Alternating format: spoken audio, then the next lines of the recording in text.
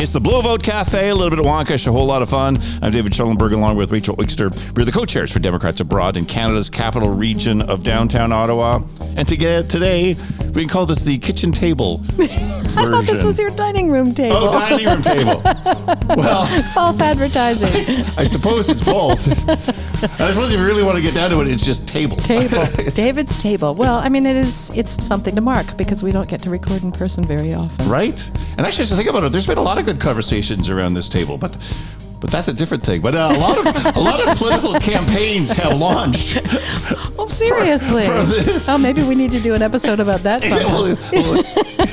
Never even thought of me, but we'll have to interview the table one day. And there's a couple of stains on it from different stories. Anyways, who's with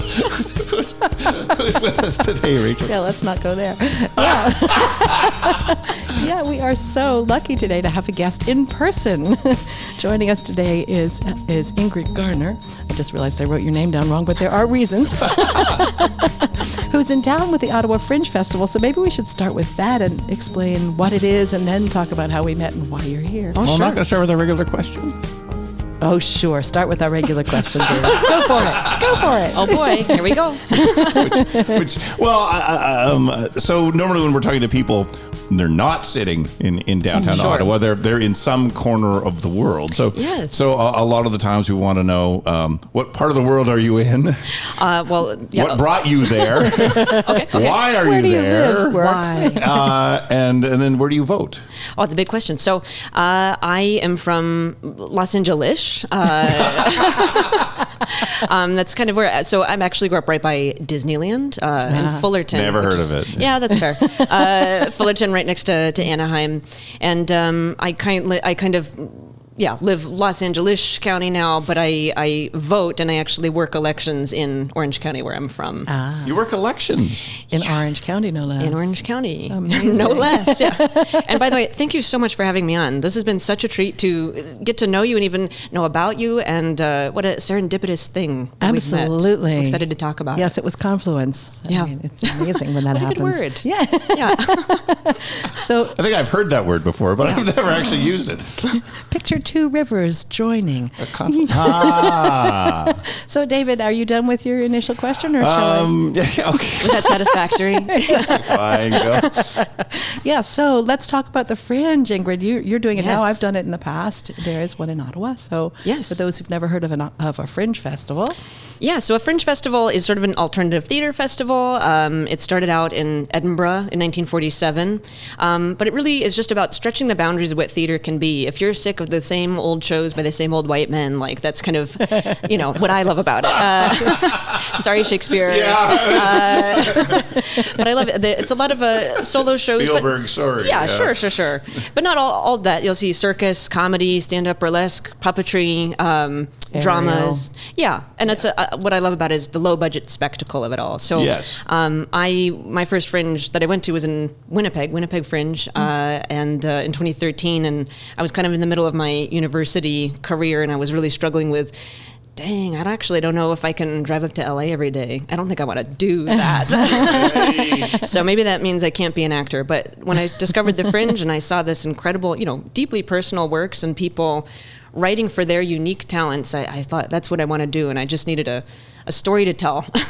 And at 21, I didn't really think I had a significant story to tell, but my grandmother had written this incredible story about her experience growing up as an American in Nazi Berlin during World War II. And that seemed incredibly perfect for dramatic interpretation. So I kind of spent my last 2 years of university developing that show. And ever since 2014, I've been touring those shows around the international Fringe circuit. 2014. Two of them now. Yeah. And now two. Yeah. So I'm here in Ottawa doing the sequel to that. But the original show, been doing Australia, UK, Canada since 2014. Wow. Amazing. And we should just tell us a little about the show, and then we'll talk about how we met, and then maybe come back to your grandmother's story and LA. Yeah, sounds great. So it's kind of an incredible story of bad timing. So my grandmother was born to German immigrant parents, but she was born in the U.S. and her older brother were. But during the Great Depression, many immigrants, like her parents, were struggling to make money, and also they often never saw their families again. we know now that Hitler was kind of urging German immigrants to come back and offering them, saying that we have a really good economy and we'll give you an excellent, job and an exchange, like 4 German marks to the American dollar. And, while I'll never be able to talk to my great-grandfather and ask, why? But they left on a ship for Germany on August 28th, 1939. Oh, my goodness. And a couple days Left into the from voyage. where? The New York US, Harbor. yeah. Right. And then, a couple days into the voyage, Hitler declared war on Poland. And then just this little tidbit from the story is so interesting. They stopped the ship in the middle of the water, and the crew went over and they changed the colors of the ship from German to French so that they wouldn't be torpedoed. Oh. But then, a couple days later, France and England declared war on Germany, and so they stopped the ship again, and they changed the colors to Norwegian colors, and they start steering up north towards the Norwegian fjords, which was very dangerous because the captain didn't know how to navigate iceberg waters. And anyway, wow. Even that was just a whole series of events, and then finally they landed in Hamburg, and by the time they arrived, they couldn't leave for various reasons that are in the book and the show.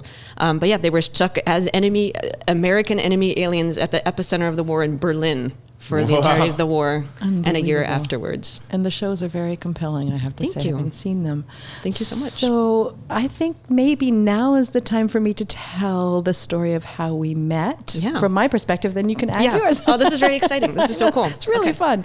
So as we mentioned actually in a previous episode when we talked to Cory Doctorow, we had a No Tyrants Day protest here on June 14 in solidarity with the 2,000 plus No Kings protests across the U.S. and 50 or more around the world. And I was one of the core organizers as a member of Democrats Abroad, but also as a member of the newly founded Indivisible Ottawa chapter. Yes, yes. And it was quite a day. According to our local paper, we had 1,000 people come out, which is astonishing for Ottawa. Yeah. We would never have claimed that number on our own, but since it's in print, we're going with it. Yeah. But it was big. It was way bigger was. than we feared it might be. And it was very exciting. And then after the rally, my husband and I raced over to Fringe because that's like basically our 10-day date night. When I'm not actually in the Fringe, we actually just see as many shows as we can together. And one of our friends a couple days earlier had recommended yours. Oh my gosh. Yeah, which is called Eleanor's Story. Yeah, Eleanor's Story. Yeah. And he said, I think it's really well done. It's beautifully written. I think it will really speak to you, he said to me. And it did. It did for many reasons. But then at the end of the show, for the curtain call, you said, because of course there's a tight timing between shows in the Fringe. Sometimes you just really have to book to the next venue to get to see your next show that you've already bought tickets for. And you said, if you have to go, but I have things to say. And then you spoke and I was like, I have to talk to her. So if you want to say what you said or back up and give it some context. Yeah, I'll give my perspective. Yeah. I had just come from, I was just in Cincinnati at the Cincinnati Fringe, beautiful town. But while I was there, these things started to unfold in Los Angeles, these ICE deportations, and the news wasn't even covering it at first. I just started to see this flood of things on my timeline, which in itself was kind of surprising because I've been finding this last 6 months, like I find out about protests after they happen. Like I'm not being fed things that are helpful to me. Which is interesting, and but I did start to see these, and it was so, horrific, and I found it extremely hard to be away from home. I was becoming very depressed, and I just wanted, like, I felt, what's the point of doing this? Like I just want to be home. I want to be showing up, and I was really upset about that, and I just kept thinking, well, God, I'm going to be out of the country. I'm going to be out of the country so I can't even go to the No Kings protest. I can't even go to the No Tyrants protest. Like I feel so useless being away, and it was really wearing on me. And then, I didn't think there would be one in Canada because I it's just not really their fight. Yeah. And yet, we did this. No one's going to get us out of it except us. Unfortunately, we're part of the we. Yes, yes, truly. And but then I remembered. I looked anyway because I remembered that the Women's March happened internationally, and I knew that there was protests all around the world for that one. So I was like, well, maybe there'll be something. Maybe there'll be a small thing. So I Googled it and I found your guys' protest, and I was so relieved. I was like, truly like, the amount of relief, like the weight I felt off my shoulders, just seeing that I could do something and show up. And some may argue that like protests don't do all that much, but I disagree. Even in just the fact that I think that like being around people who agree with you, who share your values, and just being exposed to the tremendous like humanism, the energy, like the care, it will really spark an energy and a hope in you. And I think hope is so important. So anyway, I saw that was happening, and then as I came to Ottawa, I was, I didn't feel like I could end my show the normal way. I do give a post-show speech, but it's usually about, my grandmother's story, where you can get the book, and please, tell people about my show. But I just felt the purpose of the show can't just be exposing people to sad stories. Like, that's not, right. That can't just be the full meaning. Really sell, yeah. Yeah, no. And it's not all sad, but it's, there's definitely moments of hope, but I just there has to be some deeper thing to this. And I've definitely been thinking the last 6 months, about my grandmother, and, the value in her story, I think, is that she is someone who went through truly the darkest of times and went on to have many happinesses in life, and continues to have many happinesses in life. She just turned 95. Oh, wow. Yeah. And me and my sister were asking her back in November, when we were visiting, about how she got through what is her advice for getting through difficult times, because we knew we were heading into difficult times. And she said that hope is so essential. And then she said that hope, we asked, like, how did you find hope during the war? And she said that her two younger siblings, her parents had two more children during the war because they were Catholic. So they were a family of 6. Imperative, yes. Nothing else to do. Yes. Yeah. Yep. It's a really great moment in the show. Like, every time that we announce that they're pregnant, the whole audience is just like,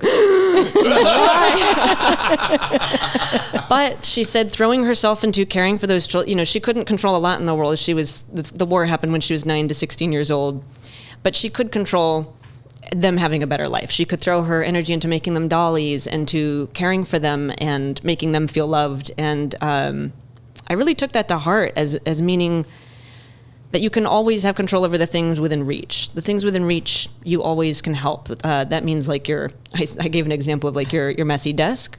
You can always tidy that up. Mm-hmm. But also the people within reach, your family, your community.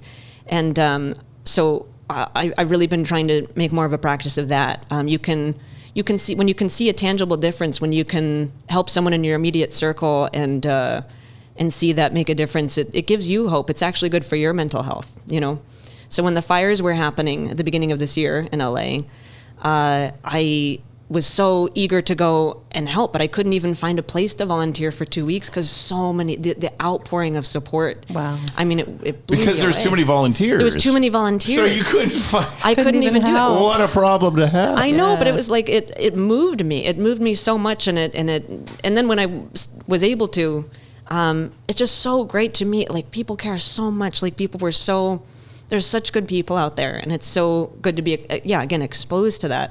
So this is kind of the stuff I was saying in my post-show speech. Like, this is how I found hope, and I also said that it's been very difficult the last 6 months to see kind of a lack of resistance, or just like speaking up, or a lack of vision, a lack of unified action. People are so anxious and frightened, and they just don't know where to put that energy, and there's kind of no big leader on our end who's kind of saying, all right, this is what we can do, what you can do.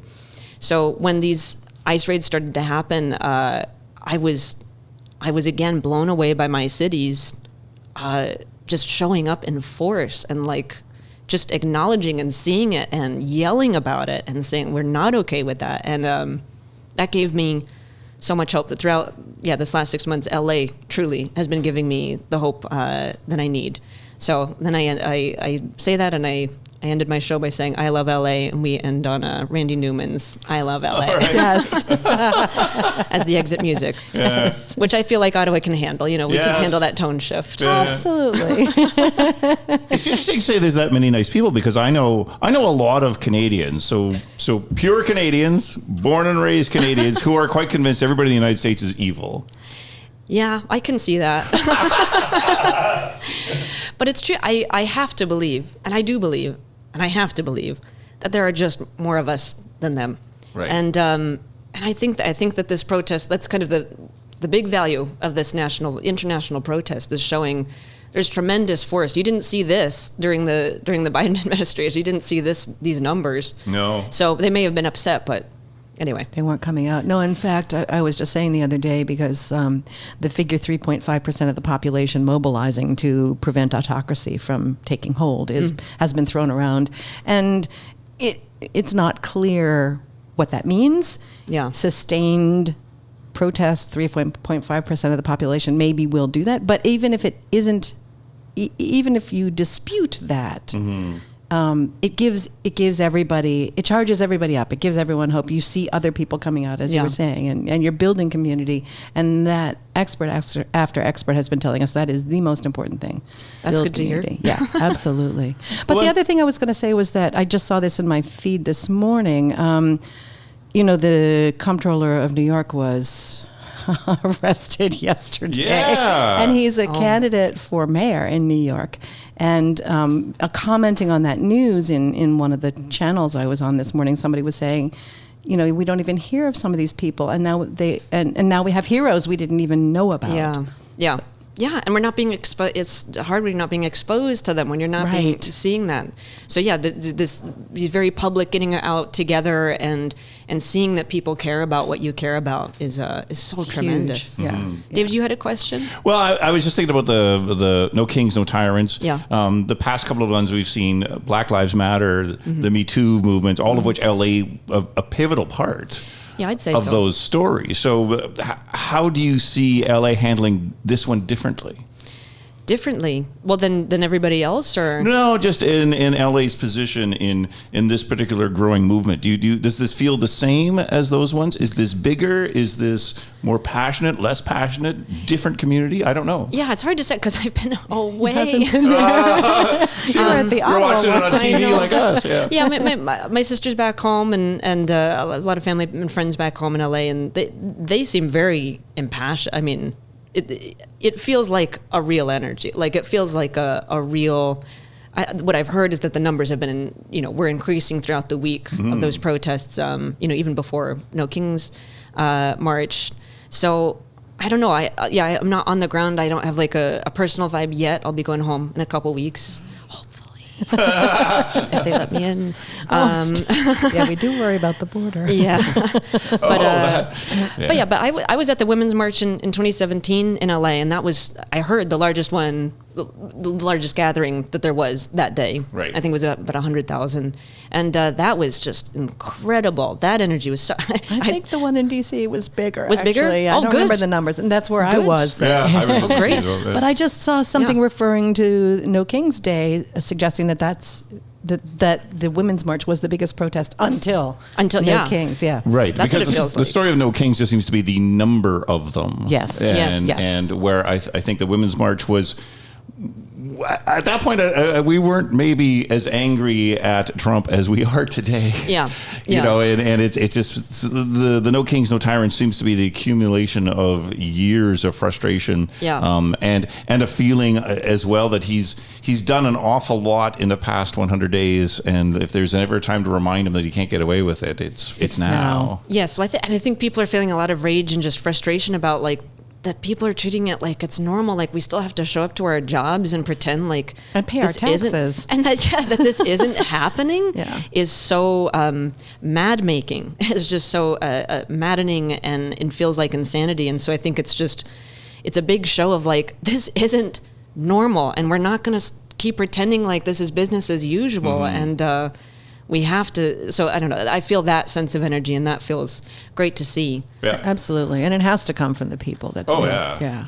There also, I think, has been a feeling that so much has happened, like in the first 100 days. Like for a while there, Trump was signing, felt like 300 executive orders a day, and we just didn't know what to protest against. Yeah. Or how to process it. Yeah, exactly. But we were, and because we've done podcast episodes through all this as well, where it's just like you're just inundated with stuff, and you're so busy planning a protest protest, and then something worse comes along. So you sort of stop planning the protest you were planning to plan because now something even worse has happened. So you just kind of never get around to finishing anything. But we've all just put that aside, and we're like, all right, here we found one thing that we can all get behind. Yes. Yep. Is that what you're finding as well? Yeah. I mean, I understand, like, this is... I think we're realizing it's a lot more intentional, like this flurry of things that hurt, this flurry of fear tactics. I mean, it is on purpose, and it is meant to paralyze you, and it's very effective at doing that. But also, but you feel guilty when you're not engaging with it.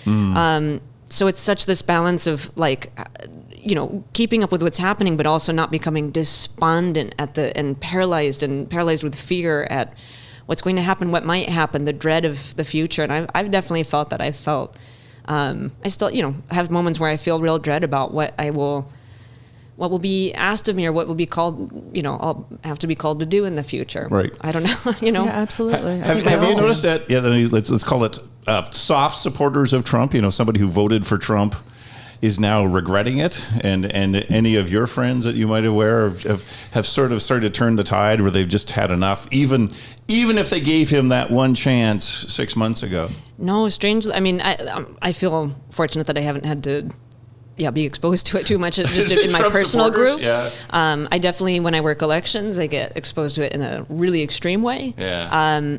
But no, I think for the most part, the people I know that voted for him, like, it's not really I mean, maybe they don't like everything he says, but they feel pretty on board with what he's doing. They're still, which is so frustrating that they're still holding on. And frankly, a lot of people, there's many times when people see my show and they seem to, they express a lot of empathy for the characters, and they think it's so important, and, like, we can never let this happen again. And, say what you will about the comparisons, but, like, then they'll say that they voted for Trump. Yeah. And it stuns me that they can't see the parallel. They truly cannot see it. So I don't know exactly what the phenomena is. Right. I think in some ways, a lot of the just kind of more casual Trump support, they just don't pay attention. I mean, like, they really, I think that's a lot of it. It hasn't reached them yet, and a lot of the effects won't hurt them till later. So you're comparing Trump with Hitler, right? Well, I mean, just a lot of these policies. Yeah, I mean, even if he wasn't going for that, but just the flirting with it, just the saying that, like, we won't need another election. I mean, this stuff is serious, and why would you say that? I don't know. If it's a joke, it's a weird joke. It's a strange joke. If it's a negotiating tactic, it's a weird negotiating tactic. But have you talked with your grandmother about the parallels? Like what you said about her? Yeah.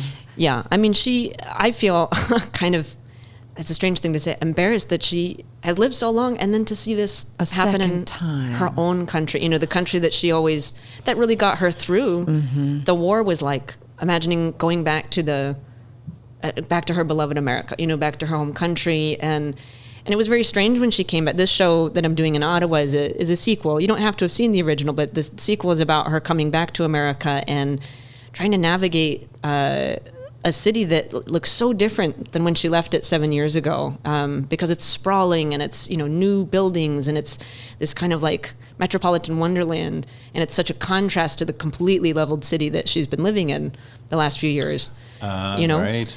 And the abundance of food compared with the scarcity of food, just everything's so different, and she feels like, once again, a foreigner. Mm-hmm. But now it's a foreigner in her own country. But yeah, like those thoughts of those hopes of getting back to America, getting back to her roots in New Jersey, that hope, was really what helped her get through the war. And then anyway, to see, 80 years later. And what is she saying? Well, she says, can I swear? Please, this is the internet. Full frontal nudity is allowed as well. Yeah. She said, we don't have a camera. Yeah, I asked her about it, and I said, I expressed that sentiment, and she said, yeah, well, shit happens. Yeah. But one thing that I think she understands that a lot of, folks that have lived as long as her have, is this understanding that this does happen. Yeah. Things will happen. Things will get harder. Things will get easier. Like, this is a cycle in some ways, and it's going to get darker, but eventually it will get better. Like, this is nothing's a forever feeling. Nothing's forever. There are some people that do feel like this is the worst the world has ever been.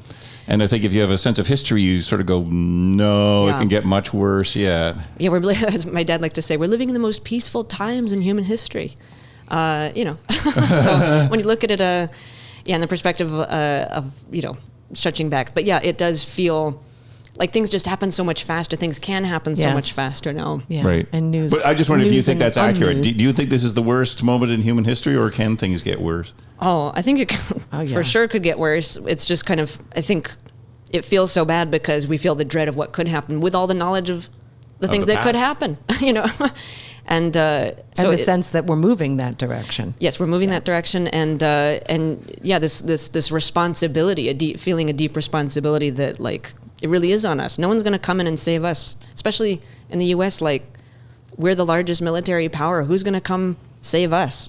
They can't. Mm-hmm. We have to. Who's going to make the vaccines?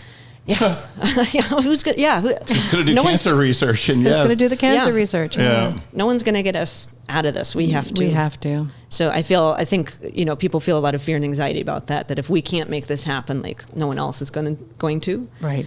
But I'm a big believer in like we really cannot. I have to be like my grandmother's mother, who was not maybe the most kind or loving mother, but she got them through the war. Mm-hmm. Like and she. There's a really powerful scene in the first show that's in my grandmother's book after the first bombing, when they've been anticipating those, but this is the first time like my grandmother goes outside and everything that was familiar to her a couple hours ago is leveled, just done. And in that moment she's crying because she goes and she runs to her mother and hugs her and she says, what's going to happen to us? It's like that moment of childhood lost, and her mother takes her hands from around her and like pushes her away, and she pushes a broom in her hand and she says, sweep. And it's in that moment, she says, I need you to grow up now. Like I have in a. How old was she then? Maybe 12. Wow. And I think she doesn't say it directly, but I think the subtext is like, I have other children now, and I need you to be a parent. I need you to be a co-parent. I need you. I'm sorry, like, but you can't be a kid anymore. Like this is. Wow.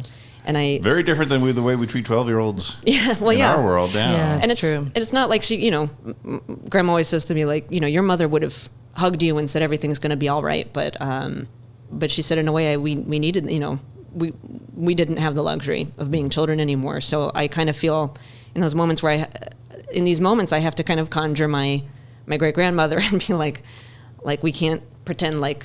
We can't have the innocence anymore. Like we're unfortunately like we don't have that luxury anymore. We have to buck up, and we can't be nihilistic because no one wins that way. We just can't sit around and talk about our feelings for hours. Yeah. And it sucks because I do, I want that and I want us to have that, but also when I look to what is actually effective, like what is actually effective in getting through these times. So we're all trying this balancing act and trying to find what's the best way forward. Oh yeah, building the ship while we. These are people who went through it and survived it, and so all we can do is look to them and how they did it. Right. So we're very lucky to even have her, my grandmother, still around. I'm curious with that style of parenting that you described from your great grandmother. If your grandmother made any conscious decisions about how she parented, like did she imitate her mother's style, or did she deliberately try to be warmer? You mean my grandmother? Your grandmother, sorry. Yeah. Oh, yeah. What she said to me about my dad and my uncle, her sons, was that, like, she was 22 when she had them, very young. Mm-hmm. And it kind of allowed her to be a kid again, to kind of live vicariously. Be a kid along with her kids. Yeah, because she was so young. She was so young, too, and she had been robbed of so many of those years. So I think for her, it was so natural to be loving. And she was always like that. Like, sometimes I feel bad because my grandmother has a very magical way of looking at the world, and that's part of what got her through the war. Was she would imagine, like she would be in Catholic school, and they would talk about, this kind of doom and gloom God who was, kind of, frightening to her. That's the Catholic God. Yeah. But she really connected with the angels. And she loved the song from the opera Hansel and Gretel about 14 angels who surround and protect you. And so she started to imagine those 14 angels, and she would call them her invisibles. And whenever there was bombing, she would imagine the angels or the invisibles, kind of connecting around her. And that magical thinking and creativity is part of what helped her get through the war. So maybe her mother had a certain way. But yeah, I think all that stuff comes so easily to my grandmother, and I'm actually not quite the same way anymore. Like, I don't have that. I've kind of lost some of that magical spirit. I'm very like skeptical and practical, and sometimes I feel like I'm being like my great grandmother to my grandmother about things, and I'm like, that's not reality, but to each their own, Right. I'm not the expert. I don't have all the answers, but. No, and similar to your advice, do something, clean your desk. Yeah. I do see people saying to each other, make sure you take time to, go for a walk, enjoy the sun, talk Yes. to a friend. It is important to connect with Yes. the good in your life. And routine seems to be essential. Every time there was a bombing after that, they would pick up a broom. They would sweep up all the glass and put cardboard over the windows to prevent light from getting through to the flyover airplanes. Right. They would do that 17 times a night if they had to. Jeez. If there was 17 air raids. They would put a pot of, if they were in the middle of dinner and they had a pot of soup, they would put it under the comforter, and that would keep it hot. Oh, okay. I was thinking keep the rubble out of the soup. Oh, sure. Well, sure. That's practical too. But, like creating these routines, like creating normalcy. And I will say, my other job, my part-time job when I'm at home is I teach creative writing in jails. Oh, wow. And I have to imagine that for my students, routine is kind of all you have in a day, and that's what helps you. Yeah, I guess get there's no through. days of the week, is there? Yeah, and turn on the lights 4 a.m. God, yeah. Wow. So yeah. Do you talk politics in jail as well? Do you encounter people who want to? I try not to, just because I did after the election. Because they do. I work with a few populations, and one that I work with a lot is the transitional aged youth. They're like these young guys, 18 to 26, and I find that they're so fun, and they're like very smart, and I really love their creativity, but sometimes they also feel very influenceable, and sometimes I feel like I have to be really careful about what I say, because they do, whether they say it or not, respect me, and they respect my sense of morality a lot, I think. And so I just, anyway, it's almost like because I'm such a moral person, I don't want to, it would kind of feel like crossing a boundary too. Right. But I tell them, like, if you can find a way, like, please vote, like, you can go to this site to learn if you can vote, if you can get your ballot, you can get your ballot technically in jail. But after the election, I also work with incarcerated military veterans. And to my surprise, most of them are I can never know, because but I do know that a couple of them were likely Trump voters, but they heard what I had to say, because I was very traumatized after this last election because of the treatment I got, and I was very overwhelmed by the amount of we always get hostility, but like we had to call the cops a couple of times in the elections and working. So what do you do? I was going to ask you about the experience of working elections. What do you do, and what? Yeah, tell us what happened. I'm just a poll worker. In Orange County, being a poll worker has really given me a lot of confidence in our elections. Yeah, because I've had the same experience. I've done it in Canada. I haven't done it in the U.S. yet. It's so it's particularly I guess where we are very secure. Everything's like it's just it's paper ballots, so that you fill it out with a pen, and then it gets scanned in. So there's always two copies of every ballot. Right. You fill out your own, and there's no way to really like steal someone's vote. Like you can see that through the intricacy of the system and like the security measures. So anyway, but I've noticed that a lot of people, particularly in this election, have never Trump voters have never voted before, and sometimes like I would get a lot of men in their 60s who are registering to vote for the first time. In their 60s. Yeah. And I could tell something was different this election, because normally what happens is we have 11 days of early voting in California. It's very we have the most accessible, voter accessible elections in California, almost in the country. And usually they, all the Democrats kind of just drop off their mail-ins or mail it in, and then Republicans will come, but just on usually the last day, for the most part on the last day. They like that ritual, which is totally fine. Like, Yes, for sure. But Actually, I do too. Yeah, no, yeah. I had several friends here who said, I'm not voting till election day. No, Yeah. I did. That's the I'm going to day go vote. on Yeah, election day. fair and vote. enough. Yes, but then they complain about the lines. And, Yes. you know, because it used to be about like seeing your neighbors, but Yes. that's not going to happen so much anymore because you can kind of in Orange County you can vote any place in Orange County, which is nice because not everyone works near where they live. cool. Well, that's fantastic. You know? Yeah. So that and because of that, because it's a more intricate system, it takes a lot of training. Like I feel like I have to go through 20 hours of training every time I work an election, and I've worked every single one since 2020. Right. So it's a lot of work, but it's very complicated, and it's for a purpose to make it accessible and to make it secure. But anyway, so usually that was the case, but then this election, like from day one, was just lines all day, which is very unusual.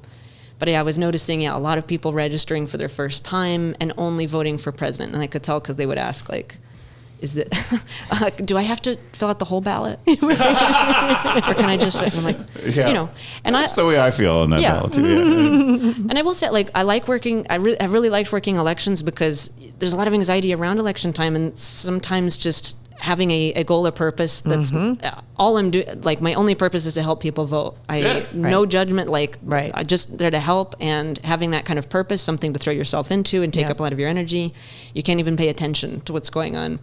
But also because of that, I didn't know what was going on. And so as things got closer to election day, like, hostility from voters started to get up because I didn't know what was happening. I didn't know the rhetoric that was going on. And I don't know if I want to. I don't know if it's good to tell that story, but anyway, something related to something Biden had said caused a couple voters to come in and get, I think, on purpose to start something and to start filming it, and it was very traumatic, and we had to at one point kind of bar ourselves in from the voters, and my 74-year-old lead was shoved at one point, and the cops were called and then didn't do anything, even though they came 45 minutes later, even though the police station was right next door. And they didn't do anything. So that moment really was frightening because I was like, there's nothing to protect us anymore. Like, it's already so hard to get poll workers because of this hostility. Absolutely. And now they're going to lay hands on us and nothing's going to happen. So it makes, I'm really good at it and I want to keep doing it, but it's also very frightening to think, what could happen in the future. So. And are you losing people over that fear? Losing election workers? I'm sure. Election workers and... I'm sure. Yeah. I don't always work with... You don't work with the same people? Work with the same people. Gotcha. But I'm sure. Yeah. Yeah. I mean, I know that's happening across the U.S. I just didn't know if there were people you have been working with who are I'm out of here. Actually, my lead, I had worked with him before, and he said, after this is my last one, It's just that scary to work these things. Well, and also it's exhausting. It is exhausting, even when things go very smoothly. Yeah. And the general demographic of poll workers is 65 plus.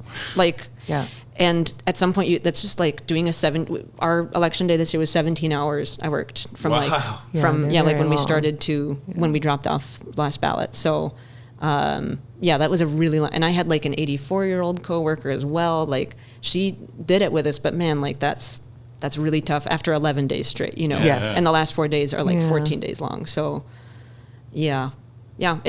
it is going to be hard to get people. And those people across the country are unsung heroes because nobody really pays attention. They hand you a ballot, and if you're using paper ballots, or direct you to your machine, and that's the only time you see them. Oh yeah, that's what I was going to say. I think that there's a lot of this hostility is coming from people don't know how elections work at all, how ballots work or anything, and they'll ask questions that. Why can't I go and look at what I voted for online? Oh. It's I don't think you want that. I don't think you want it to be public. It's all about anonymous ballot. Your vote is private. You actually had that question. Oh, yeah. All the time. More than once. Wow. Because a lot of people have never voted before. or that they just never cared. Like this fear mongering about the elections like wasn't really there before, so people didn't, I think, have this kind of distrust in them the way that they used to. Maybe their vote gets changed when they're not looking. Yeah, which is so, and they'll say that to me a lot. Like, you're going to change my vote? I'm like, well, I can't. You have a pen.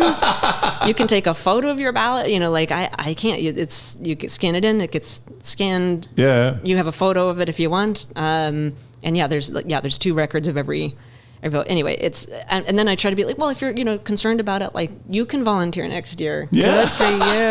But they never, they never That's a do. great line. Yeah. That's perfect. But yeah, it was actually the incident that we had. It was one thing that was very interesting about it was there was a poll observer who turned out to be a Trump voter as well, and she's very nice, but she was stunned by what happened, like because they were engaging her and they were kind of antagonizing her as if she was one of us, and she was like really horrified and incensed by that, and she's like, Trump voters are not like that. Oh, she's like, she's like, that was outrageous. Like, she's like, and she's like, and we need their vote, but like, oh my God, like that's crazy. Have you seen a lot of that? And I'm like, well, kind of, kind of, but variations of it. Yeah, and it's not everybody. It's for the most part, like, most people just know the drill, but like, yeah, we do get, and also electioneering has been a huge problem. People don't understand what electioneering is, and they think it's new. Yeah, they think it's new. Yeah. So like, they think they're being targeted when you ask them to remove their hat or any paraphernalia, and that was kind of the impetus of this incident. Oh, I see. But again, I think they did it on purpose. It felt like they did it on purpose, waiting for me to ask them to take it off, and that's kind of what escalated. And they came with phone in hand, ready to film. So, yeah, it was very upsetting. That is. But yeah, so I don't know. Anyway, I don't know where that all came from, but I asked because I mean, like I said, I've been a poll worker. I've scrutineered here in Canada, but I haven't done it in the U.S. And I've been reading a lot about the effect on election officials, and there are a lot of stories out there. So I was curious to know what your experience was. Yeah, I like it, but and it is a paid position in my county, which is great, but. Yeah. No, it's nice to have a little check at the end of the day. Yeah. So I guess on that note, I hope you're getting checks at the end of the day at Fringe too. I know you won't know till the end of the we'll see.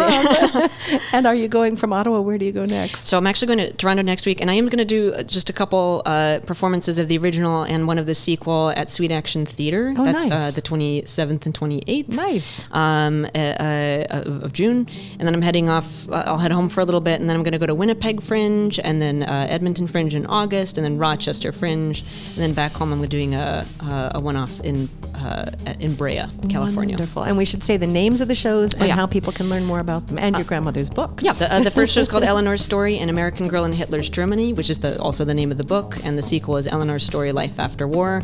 Not necessary to have seen either to see either. Right. But you can find out details and information at eleanorstory.com. Wonderful. Ingrid, thank you so much. Thank you so much. What a pleasure. Yeah, it's been a great connecting with you and hearing. Yeah, cheers. If you live outside the U.S., please register with your voting state at votefromabroad.org every year. Do it now. To find all our episodes, go to democratsabroad.org and look for us in the drop-down menu. I'm Rachel Oikster with David Schellenberg in Ottawa, Canada. Thank you for listening to Democrats Abroad, the Blue Vote Cafe.